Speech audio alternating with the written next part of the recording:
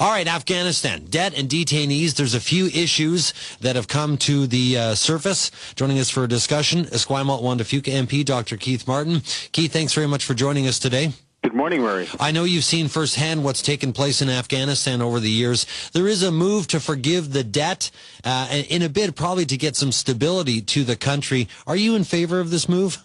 No, not without a lot of conditionality being placed upon that, Murray. The government of Hamid Karzai is universally known to be utterly corrupt, and this is one of the major obstacles to the progress of that country. Our men and women have done an incredible job in the Canadian forces in that country, have bled and died in that country, but Mr. Karzai's government hasn't come up to the plate to do what they need to do, and they're letting us all down. So Canada, because of the sacrifice that our men and women have made, we have a responsibility and I think obligation to put firm conditions upon what Mr. Karzai needs to do in order to root out the corruption and get the political stability the country desperately needs. I know that's a wish for a lot of people, Keith, but it's just not materializing. In fact, with all we've seen with elections and rigging and all sorts of bogus measures coming before Parliament, it just seems to be a country in disarray. No, and in fact, what's interesting is I was in, it is a failed state, you're absolutely right. I was in Defense Committee yesterday, and where Defense Minister Peter MacKay was in front of the committee, and I had a chance to ask him an array of questions that are important to our constituents and the men and women in our forces. And what is patently evident is that I think that all of the Western countries that are in Afghanistan, we have also botched it too, because we haven't put out the plan that is necessary to deal with to have more modest goals, which really ought to be to enable the Afghan government to be able to provide some level of security. If we think for a second that Afghanistan was going to become like Canada, we were under a significant delusion. But also that the major problem in Afghanistan is actually outside its borders in Western Pakistan, because much of the insurgency is coming from Western Pakistan, and that has not been dealt with adequately either. That's a bit of a tinderbox in its own right, is it not?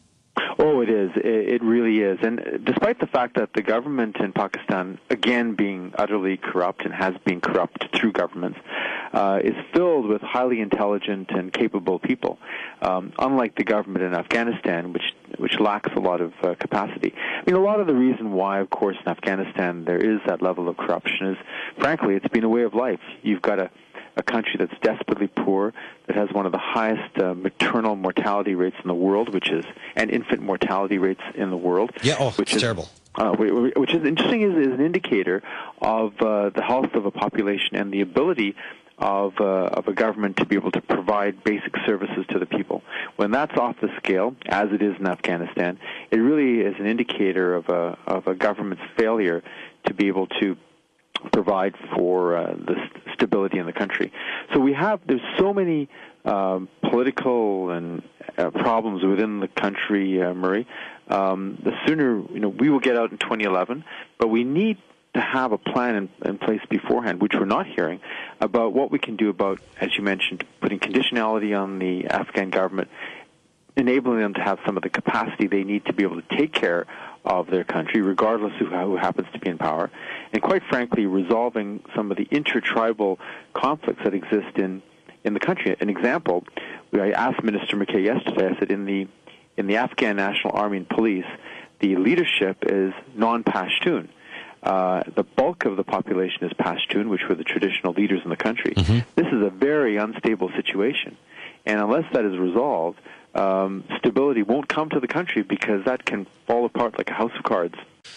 At what point do we as one of the participants in this conflict, say, look, we promised to stay till 2011. We may not have a strong presence after that, but in terms of reconciling our own participation, what do we expect out of this? because it's clear all the promises that President Karzai made have not materialized. And Keith, you know as well as anyone, but lots of people can see this. It is not easy to undergo major reformations, especially when you've got so many competing interests.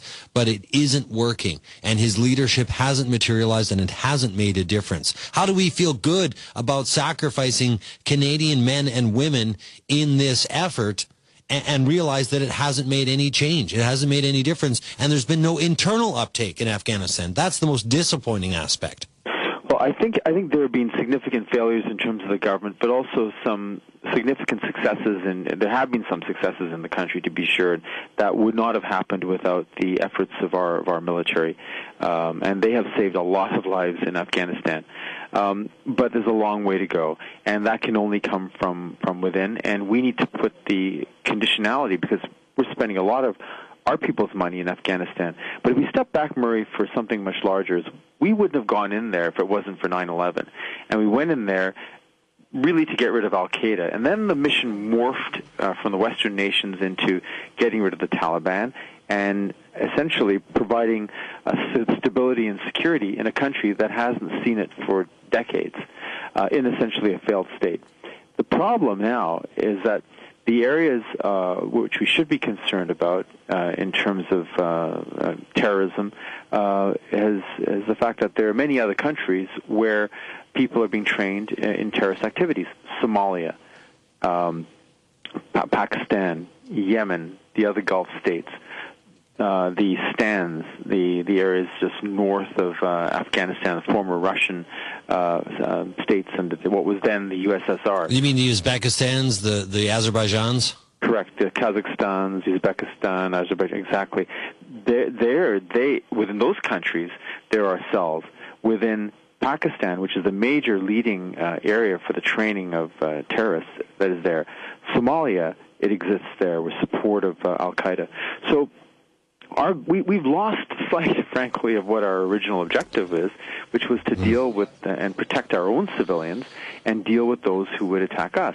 Which also, we're forgetting that the biggest threat would be from within our own countries, from people who get radicalized, and we're not doing a good enough job at all, frankly, from reaching out to the Muslim community, reaching out to Muslim leaders, working with them to ensure that these people who might attack all of us are found and are apprehended in advance.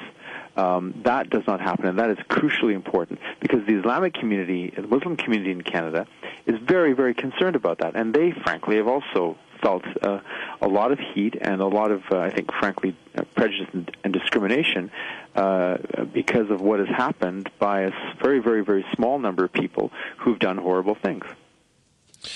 I think we really need to take a look at Pakistan because they are a major player, and an unsettling player at that, Keith.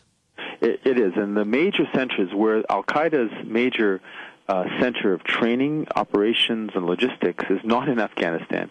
It's in Pakistan. But there's also a regional game being played in Afghanistan, Murray, and has been for a long time. Countries use Afghanistan as a place to engage in proxy wars. So you've got India, you've got Pakistan, you've got Russia, you've got China, you've got Saudi Arabia. You've got a whole series of countries with their hands in there. But particularly Pakistan and India have played out their conflict within Afghanistan.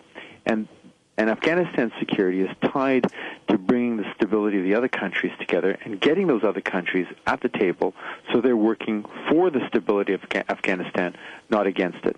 We take a look at the issue vis-a-vis detainees. This has been kicked around. Should we delve further into this? And what was Canada's role? Keith, are you satisfied as to how this has progressed?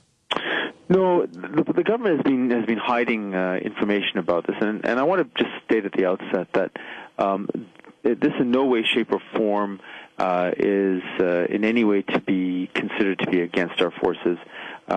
This is about the government actually hiding documents, and in fact, we're trying to do this to protect our forces, to make sure they're not put into positions that could cause trouble in the future. So our forces members have accorded themselves extraordinarily well, but the government has actually allowed certain things to happen with the full knowledge that Afghan detainees were sent to places within Afghanistan where they were tortured, and the government knew about this, and they're trying to hide what actually happened. Esquimalt 1 to Fuke MP, Dr. Keith Martin. Thanks for joining us today, Keith. Thanks very much, Murray. All Bye the best.